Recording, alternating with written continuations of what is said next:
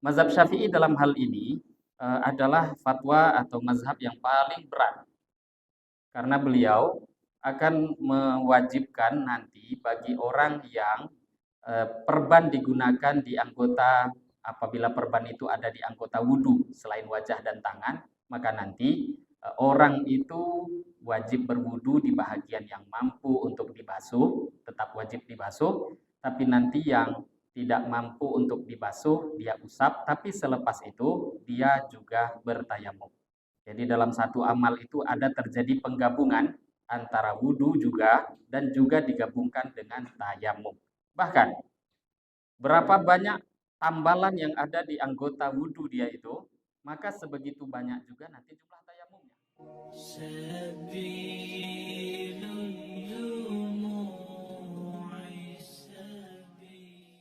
Bismillahirrahmanirrahim. Assalamualaikum warahmatullahi wabarakatuh. Innal hamdalillah nahmaduhu wa nasta'inuhu wa nastaghfiruhu wa nu'minu bihi wa natawakkalu alaihi wa na'udzu billahi min syururi anfusina wa min sayyiati a'malina. May yahdihillahu fala mudilla lahu wa may yudlilhu fala hadiya lahu. Asyhadu an la ilaha illallah wahdahu la syarika lah.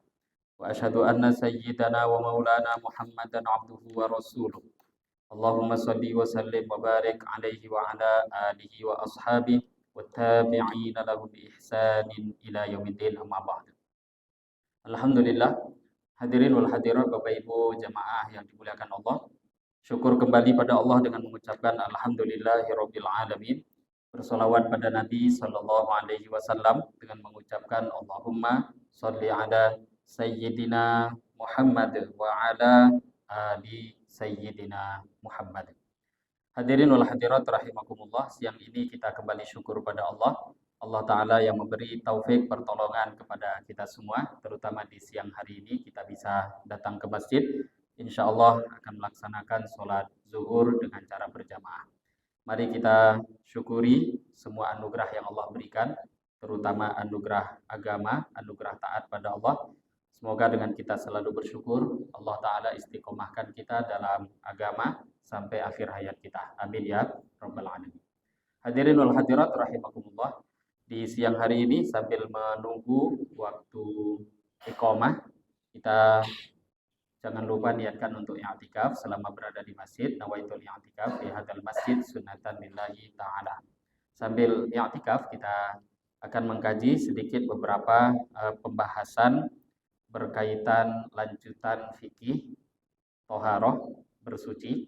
Sebelumnya kita sudah membahas tentang pembahasan tayamum, pengganti wudhu ketika tak mampu berwudhu, sakit tak bisa menggunakan air atau memang tidak menjumpai air. Keringanan di dalam agama kita diberi oleh Allah untuk menggantinya dengan tayamum. Nah, judul siang hari ini kita membahas pembahasan lanjutan cabangan pembahasan tayamum, ahkamul jabirah, pembahasan orang yang kondisinya sedang menggunakan perban karena sakit, biasanya luka atau anggota tubuh yang tidak bisa terkena air, maka seseorang akan menggunakan perban di tubuhnya. Nah, ini akan membuat hukum pertanyaan bagi kita, bagaimana terus tata cara wudhunya orang yang menggunakan perban. Dalam istilah fikih dibahas dalam pembahasan ahkamul jabirah, hukum-hukum pembahasan orang yang menggunakan perban. Hadirin wa hadirat rahimakumullah. Menggunakan perban ini dibahas karena akan menjadi permasalahan tidak sampainya air ke kulit anggota wajib wudhu. Perban itu pun ada beberapa kondisi.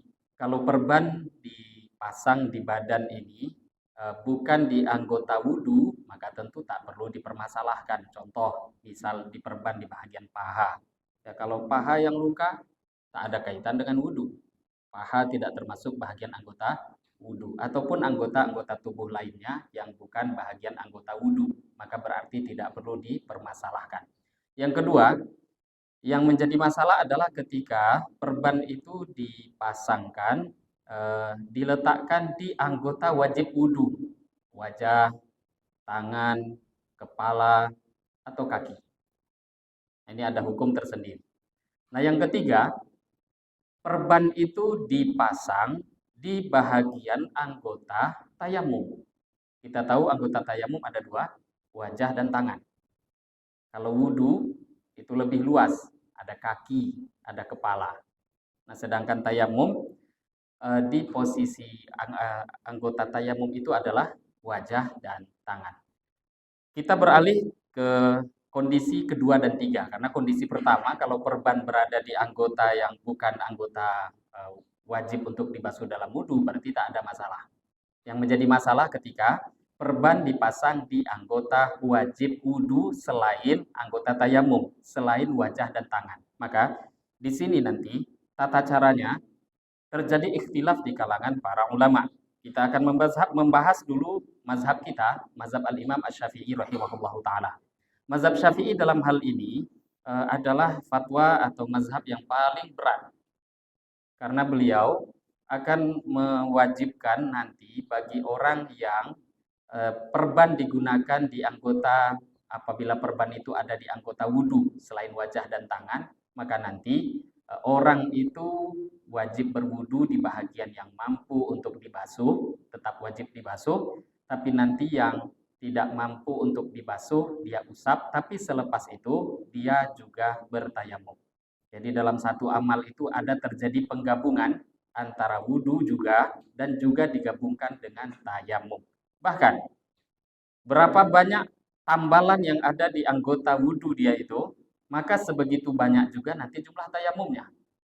Misal contoh, di wajah ada satu tambalan, maka dia berwudhu bahagian yang bisa wudhu, selepas itu tayamum. Nanti lanjut ke bahagian tangan. Ternyata nanti di tangan ada tambalan lagi. Basuh yang bisa dibasuh, dan kemudian tayamum. Tayamum untuk mengganti tempat tambalan itu. Jadi bisa 2 kali tayamum dalam satu wudhu. Bahkan bisa 3 kali tayamum. Bahagian tangan kiri ada juga tambalan. Maka dia basuh bahagian yang bisa kena air. Yang bahagian tak bisa kena air, tambalkan ganti dengan tayamum. Nah, ini kan cukup berat, tapi kembali pada kondisi orang tadi. Kalau memang kita mampu untuk mengamalkan ini adalah yang terbaik, karena itu fatwa yang paling hati-hati. Ini fatwa dalam mazhab al-Imam Asy-Syafi'i rahimahullahu ta'ala. Jadi ketika ada tambalan, bisa berulang nanti tayamumnya di beberapa kali tergantung tambalan yang ada di tubuhnya. Ini kita perlu ketahui ilmunya. Mampu atau tidaknya kita bisa lihat kondisi pasien. Kadang kita yang sakit, Bapak Ibu, sakit itu kadang tidak terlalu parah, memang dia luka, tapi hanya tidak boleh terkena air supaya sembuh, tapi badan kita tetap sehat. Maka orang yang kondisi seperti ini, tak ada salahnya dia menggunakan tadi, wudhu juga, tayamum juga. Adapun nanti dalam mazhab lain, nah diantaranya Al-Imam Abu Hanifah. Al-Imam Abu Hanifah rahimahullah ta'ala, beliau ini yang mungkin banyak dan agak ringan untuk diamalkan oleh umat Islam. Bukan kita mencari ringan, tapi kita tahu orang itu kalau sakit, jangankan sakit, umat Islam sekarang saja sehat pun tak sholat. Banyak umat Islam yang tidak sholat. Persentase umat Islam yang sholat dengan tidak, yang sholat itu hanya 5% saja. Nah, dari yang 5% berjamaah berkurang lagi. Yang sholat itu sendiri ketika mereka sakit. Kalau sudah terbaring sakitnya, apalagi sampai masuk rumah sakit, yang biasa sholat pun tak sholat lagi. Nah, coba kita bayangkan, orang yang biasa sholat saja, kalau sudah masuk rumah sakit nggak sholat, terus yang tidak sholat apa yang mereka buat? Maka di sini perlu bijak. Kita bukan mufti, tidak, tapi ada ulama-ulama kita mengatakan kondisi ini bisa kita tengok orang yang ada di hadapan kita, atau mungkin kita sendiri, daripada menengok mungkin fatwa ini berat kali, udah sakit terkapar di rumah sakit, wudhu juga, kemudian tayamum juga. Al-Imam Abu Hanifah dalam hal ini agak ringan. Ringan tadi karena memang diambil bukan mencari yang ringan. Kondisinya orang sakit, sudah terkapar di rumah sakit. Maka Imam Abu Hanifah tak ada ceritanya menggabungkan dua menjadi satu amal. Kalau wudhu, wudhu saja. Kalau tayamum, ya tayamum saja. Jadi mencukupkan satu. Kalau memang sedikit bahagian yang diperban, maka cukup wudu, nanti bahagian yang ada perban cukup diusap air. Ini kata Imam Abu Hanifah. Atau kebanyakan badannya diperban, ya sudah tayamum sekalian, tidak usah wudu.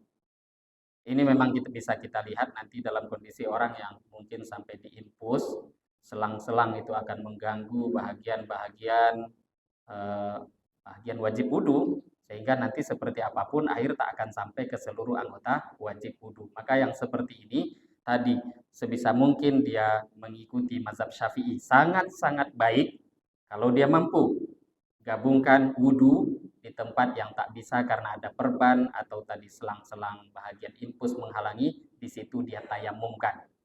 Kemudian nanti kalau ada 2 tempat, bisa dia tayamum 2 kali, ada 3 tempat perban, tayamum 3 kali. Ini kalau mampu. Tapi kalau tidak, arahkan dia mengamalkan fatwa Al-Imam Abu Hanifah yang memilih salah satu saja. Wudu cukup diusapkan bahagian yang tidak, atau memang betul-betul bahagian yang perban lebih banyak, maka cukup dengan ditayamumkan saja. Sedikit perlebaran dalam mazhab Syafi'i. Nah, ini kalau yang ingin mengamalkan mazhab Syafi'i. Imam Syafi'i pun agak lebih ketat lagi. Kalau memasang perban tadi dalam kondisi tidak ada wudhu. Jadi ini kemungkinan kebanyakan orang memang pasang perban tidak akan berpikir wudhu dulu. Kalau mengikuti lagi mazhab Syafi'i, ini juga berat. Imam Syafi'i mengatakan dalam fatwa mu'tamad mazhab Syafi'i, kalau pasang perbannya dan tadi ya, di anggota wudhu pula, masang perbannya tidak dalam kondisi suci, maka juga tetap dia buat seperti yang disampaikan, wudhu di bahagian yang kena ada perban, di situ tayamum, tapi nanti setelah sembuh sehat wajib mengkodok kembali sholat tersebut. Nah, ini agak berat memang dalam mazhab Syafi'i. Jadi sudahlah tadi berat, cara memasangnya pun juga kalau tidak suci ada resiko untuk mengulang kembali sholat itu atau mengkodok di waktu dia sudah sehat. Hanya saja dalam fatwa ini Al-Imam An-Nawawi, ulama besar, mujtahid madhab juga dalam madhab Syafi'i, mujtahid fatwa. Beliau mazhabnya Syafi'i, tapi beliau mengatakan beliau punya ikhtiar, punya pilihan fatwa sendiri. Walaupun tidak dipasang dalam kondisi tidak ada wudhu, kata Imam Nawawi, orang tadi kerjakan sholat semampunya, wudhu semampunya, tayamum semampunya, walaupun tadi pasangnya tidak dalam kondisi suci atau berwudhu, tak perlu mengulangi lagi nanti di waktu-waktu yang lain. Nah, dalam hal ini berarti tidak perlu keluar dari mazhab Syafi'i, cukup mengikuti Imam Nawawi, yang mana Imam Nawawi juga punya pendahulu, murid langsung Imam Syafi'i namanya Al-Imam Al-Muzani. Itu juga fatwa daripada Al-Imam Al-Muzani yang mengatakan tak wajib wudhu, tidak wajib mengkodok walaupun dia dahulunya berwudunya memasangkan tayamum itu dalam kondisi perban tadi dipasang tidak dalam kondisi suci. Nah, ini sedikit pembahasan siang hari ini yang bisa kita bahas lanjutan cabangan pembahasan daripada tayamum. Nah, ini hadirin wal hadirat, kita tahu orang yang sakit itu sangat sulit, maka sebisa mungkin cari kemudahan untuk orang lain. Kalau memang untuk pribadi kita, bagus kita ambil amalan yang terberat. Tapi kalau untuk menyampaikan pada orang lain, menunggu orang sakit, orang tua, dan lain sebagainya, lebih baik sampaikan yang hukum paling ringan, sehingga dia tidak meninggalkan agama, terutama sholat yang menjadi tiang agama di dalam Islam. Ini yang bisa kita bahas di siang hari ini. Semoga dari pembahasan bisa kita ambil faedah dan kita amalkan dalam kehidupan sehari-hari. Kita tutup dengan doa kafaratul majelis. Subhanakallahumma wa bihamdika, asyhadu an la ilaha illa anta astaghfiruka wa atubu ilaik. Wabillahi taufiq wal hidayah. Wassalamualaikum warahmatullahi wabarakatuh.